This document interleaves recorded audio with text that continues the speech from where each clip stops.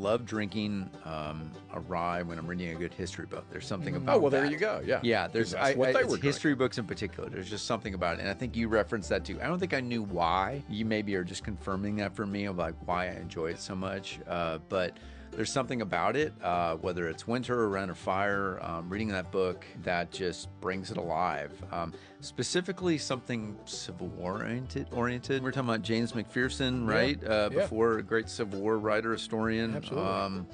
I was reading, I think it's called, it's not Trial by Fire, but it's something like that by James McPherson with Lincoln's relationship with his generals, right? And so it was more like honed in on that, of how he dealt with them, the good, the bad, and so many lessons that come with that. So the great quote from there is, Lincoln once has a quoted as saying, "Find out whatever Ulysses S. Grant's favorite drink is, and send a case to my other generals." Yes, exactly.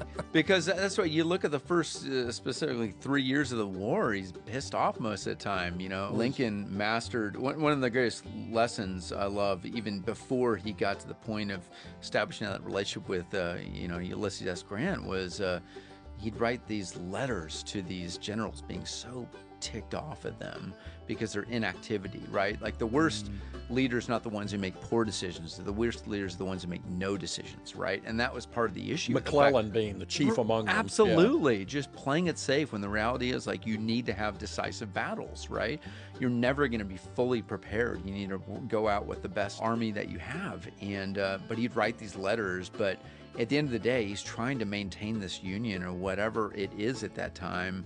But oftentimes he just wouldn't send it. He put it in a drawer. It was his way of venting and getting all of his anger, his frustration out without causing more trouble than what it was worth, to the point when you said it, Jason, right? That story on Grant, I love that.